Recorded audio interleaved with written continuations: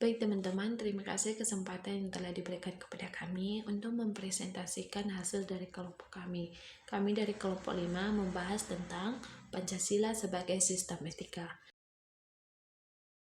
Kami dari kelompok 5 juga beranggota 13 orang. Saya yang bernama Elda Putri Nasir Lagu sebagai moderator, Umnatur Rosida sebagai presenter 1, Hikmatun Nadia sebagai presenter 2, Afi Septiani sebagai presenter 3, Risma Widya Nikrum sebagai presenter 4, Safarman Gia sebagai presenter 5, Esti Wulandari sebagai presenter 6, dan Muhammad Ardin Pangestu sebagai anggota, Nazifa Fitri Nulaila sebagai anggota, Jenny dan Revania Hidayat sebagai anggota, dan Eka Febrianti sebagai anggota. Nah, kami dari kelompok 5 juga Pancasila sebagai sistem etika ada beberapa poin nih. Pertama, teori-teori etika. Kedua, etika sebagai filsafat moral. Yang ketiga, sistem etika Pancasila. Dan yang keempat, etika politik Pancasila. Nah, untuk penjelasan lebih lanjut tentang materi kami ini nanti akan disampaikan oleh presenter pertama kami, Umanatur Rosida. Kepada teman kami Umnatur Rosida kami persilakan. Terima kasih.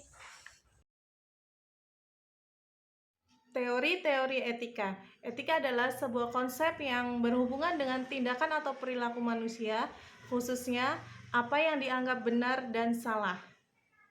Teori-teori etika dibagi menjadi 3 poin. Yang poin pertama yaitu etika berdasarkan nilai-nilai Pancasila, yaitu sila ketuhanan, sila kemanusiaan, sila persatuan, sila kerakyatan, dan sila kemanusiaan. Poin yang kedua yaitu pendekatan filosofis dalam etika Pancasila. Yang pertama, ada etika deontologi, yaitu teori etika yang menilai moralitas suatu tindakan berdasarkan kepatuhan pada aturan dan kewajiban bukan berdasarkan konsekuensinya. Contohnya, seorang akuntan tidak mau memalsukan laporan keuangan perusahaan, meskipun perusahaan tersebut akan mengalami kerugian besar jika kebenarannya terungkap. Yang kedua ada etika teleologi, yaitu teori etika yang menilai moralitas suatu tindakan berdasarkan tujuan dan akibatnya. Contohnya yaitu seorang pejabat publik memutuskan untuk mengundurkan diri dari jabatannya karena terlibat dalam kasus korupsi, meskipun dia tidak akan dihukum berat, demi menjaga kepercayaan masyarakat dan menjaga integritas lembaga. Yang ketiga ada etika keutamaan, yaitu teori etika yang menekankan pada karakter moral individu daripada aturan atau konsekuensi tindakan. Contohnya yaitu ada seorang pemimpin perusahaan mempertimbangkan dampak jangka panjang dari keputusan bisnisnya, tidak hanya berfokus pada kepentingan jangka pendek. Oke, ada poin yang ketiga yaitu fungsi Pancasila sebagai sistem etika, sebagai panduan moral, menjadi sumber hukum, dan mengatasi masalah bangsa.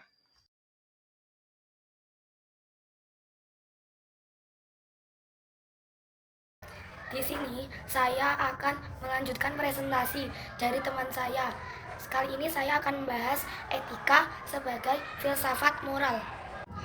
Etika memiliki peran penting dalam mengatur perilaku individu dan juga kelompok. Misalnya ketika kita berinteraksi dengan orang lain, nah itu kita juga harus memakai etika. Nah, etika juga termasuk bagian dari filsafat moral. Etika adalah suatu ilmu yang membahas tentang mana yang baik dan yang buruk, mana yang salah dan mana yang benar. Terus juga membahas apa yang boleh dan nggak boleh kita lakukan ketika kita sedang berinteraksi dengan orang lain. Secara umum, etika dibagi menjadi 3 macam. Yang pertama, ada etika deskriptif. Nah, kalau etika deskriptif itu di sini kita melihat dan juga mengamati, misalnya di lingkungan pesantren itu moralnya kayak gini. Terus beda lagi kalau di lingkungan masyarakat moralnya kayak gini. Di lingkungan umum kayak di sekolahan sama di pesantren kan juga pasti kan juga beda kan. Nah, itu di situ kita menjadi pengamat. Kita menjadi pengamat tanpa berkomentar. Kita mendeskripsikan bagaimana sih moral yang ada di lingkungan itu. Nah, yang kedua ada etika normatif. Apa sih etika normatif itu? Etika normatif adalah suatu norma yang membahas tentang perilaku yang seharusnya kita ikuti. Contohnya, kita melihat teman kita yang mencontek, terus kita bilang sesuai etika, seharusnya kamu itu nggak boleh mencontek. Nah, begitu. Jadi kita melihat, terus kita juga harus melakukan. Nah, seharusnya kamu nggak boleh mencontek. Karena itu tidak sesuai dengan etika, itu merupakan perbuatan buruk. Nah, yang ketiga ada etika matematika. Apa itu? Nah, etika matematika ini sangat filosofis. Ini tidak membahas apa itu baik, tapi ini bertanya, sebenarnya arti dari kata baik itu apa sih? Etika ini membahas sifat dasar dari moralitas itu sendiri. Nah, contohnya dalam pengamalan sila pertama, kita sebagai umat yang beragama itu harus menaati ajaran yang sudah diajarkan oleh agama kita. Itu sesuai dengan norma dan juga etika. Yang kedua, sila kemanusiaan. Kita harus membantu orang yang kesusahan tanpa melihat ras, suku, derajat. Kita harus membantu dengan suka hati, dengan rela. Nah, yang ketiga ada sila persatuan. Misalnya kita itu menjaga kerukunan antar warga, menjaga kerukunan antar mahasiswa, itu juga. Nah, yang ketiga ada sila persatuan. Kita bisa mengamalkannya dengan cara menjaga kerukunan sesuai dengan etika. Yang keempat ada sila kemanusiaan. Kita bisa mengamalkannya. Yang keempat ada sila kerakyatan. Kita bisa mengamalkannya dengan cara, misalnya ketika kita sedang berdiskusi. Nah, kalau ada teman yang sedang memberikan pendapat, kita tidak boleh menyangkal dengan tidak sopan. Yang kelima, sila keadilan. Kita bisa mengamalkannya dengan cara ketika ada yang mendapatkan sanksi atau hukuman, nah kita harus memberikan hukuman itu tanpa pilih kasih, tanpa itu mereka punya jabatan atau mereka punya uang. Nah, kita harus tetap adil dalam memberikan hukumannya. Begitu ya teman-teman. Sekian penjelasan materi dari saya. Kita lanjut ke materi selanjutnya. Sekian pembacaan materi dari saya. Materi selanjutnya akan disampaikan oleh teman saya. Terima kasih. Pada kesempatan kali ini saya akan mempresentasikan materi tentang sistem etika, yaitu suatu sistem yang mengatur bagaimana manusia seharusnya bersikap dan bertindak berdasarkan nilai-nilai yang berlaku. Sistem etika Pancasila. Pancasila tidak hanya berfungsi sebagai dasar negara, tetapi juga sebagai sistem etika yang menjadi pedoman moral bagi kehidupan bangsa Indonesia. Etika Pancasila dibagi menjadi 3 bagian. Yang pertama, teologis. Yang kedua, humanistik. Yang ketiga, sosial dan keadilan.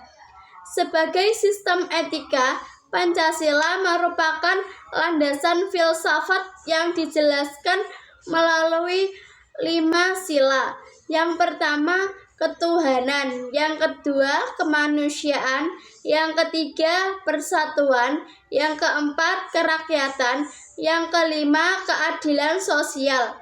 Etika Pancasila menentukan kebaikan dan kebenaran nilai-nilai yang ada di dalamnya. Suatu tindakan dianggap baik atau benar jika sesuai dengan nilai-nilai Pancasila dalam menghormati prinsip-prinsip yang terkandung di dalamnya. Sistem etika sangat penting sebagai pedoman bagi manusia untuk hidup bermoral, adil, dan bertanggung jawab. Dengan memahami dan menerapkan sistem etika, kita dapat menciptakan kehidupan yang damai dan bermartabat. Terima kasih atas perhatiannya teman-teman. Etika politik Pancasila. A. Pengertian. Etika politik Pancasila adalah sistem nilai dan norma moral yang bersumber dari Pancasila sebagai dasar filsafat negara yang berfungsi sebagai pedoman dalam kehidupan berbangsa dan bernegara, terutama dalam penyelenggaraan kekuasaan dan pemerintahan. B. Landasan filosofis menegaskan bahwa etika politik Pancasila berakar langsung pada hakikat Pancasila sebagai sistem filsafat dan nilai dasar bangsa Indonesia. C. Hakikat etika politik. Politik pada hakikatnya adalah upaya untuk mencapai bonum komun atau kebaikan bersama. Maka etika politik Pancasila menempatkan kekuasaan sebagai amanah rakyat yang harus dijalankan untuk 1. Menjamin keadilan sosial, 2. Menegaskan kemanusiaan, dan 3. Menumbuhkan kehidupan bernegara yang demokratis dan beradab. Baik, saya akan melanjutkan menyampaikan materi kami, yaitu bagian D, prinsip-prinsip etika politik Pancasila. 1. Kekuasaan adalah amanah rakyat, bukan alat penindasan. 2. Keadilan dan kemanusiaan menjadi arah utama kebijakan politik. 3. Kedaulatan rakyat dan musyawarah sebagai cara pengambilan keputusan politik. 4. Tanggung jawab moral dan sosial dari setiap pejabat publik. 5. Persatuan bangsa di atas kepentingan pribadi atau golongan. Bagian E, tujuan etika politik Pancasila itu 1. Mewujudkan politik bermoral, berlandaskan nilai-nilai kemanusiaan dan keadilan. 2. Mengarahkan kehidupan politik agar selaras dengan kepribadian bangsa Indonesia. 3. Membentuk sistem politik yang berkeadaban dan demokratis. 4. Mencegah penyalahgunaan kekuasaan dan pelanggaran moral dalam kehidupan politik. Baik, materi selanjutnya akan dibacakan oleh presenter berikutnya. Etika politik Pancasila. Implementasi etika politik Pancasila yaitu penyelenggaraan pemerintah yang bersih dan bertanggung jawab, good governance, pemilu yang jujur, adil, dan beretika. Yang ketiga, pengambilan keputusan politik melalui musyawarah dan hikmat kebijaksanaan. Yang keempat, yaitu penghormatan terhadap hak asasi manusia dan nilai kemanusiaan. Dan yang terakhir, kebijakan publik yang mengutamakan kesejahteraan dan keadilan sosial. Pelanggaran terhadap etika politik Pancasila saya akan menjelaskan, yaitu penyimpangan dari etik politik Pancasila menyebabkan krisis moral demokrasi seperti korupsi dan penyalahgunaan jabatan, politik uang dan manipulasi suara, politik identitas dan provokasi sara, dan terakhir pengabaian hak rakyat dan keadilan sosial.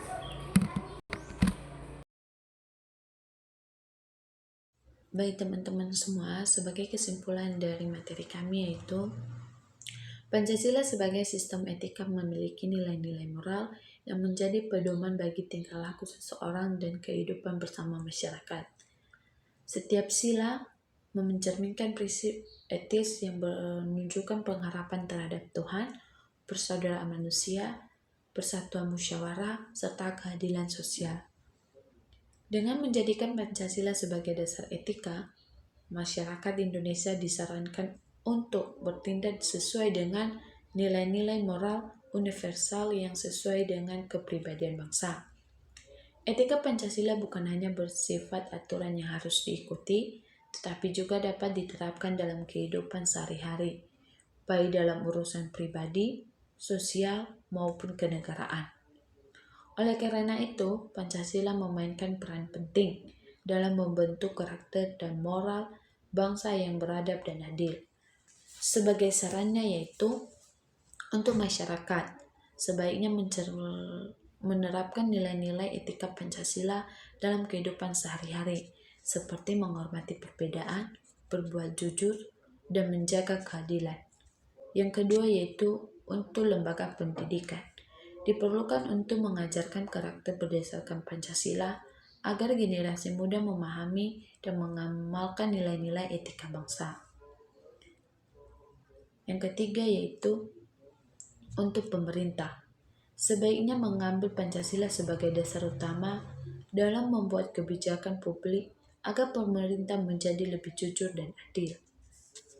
Baik teman-teman, demikianlah presentasi dari kelompok kami. Jika ada kurang dan salah dalam penyampaian materi kami mohon maaf. Atas perhatian kami ucapkan terima kasih.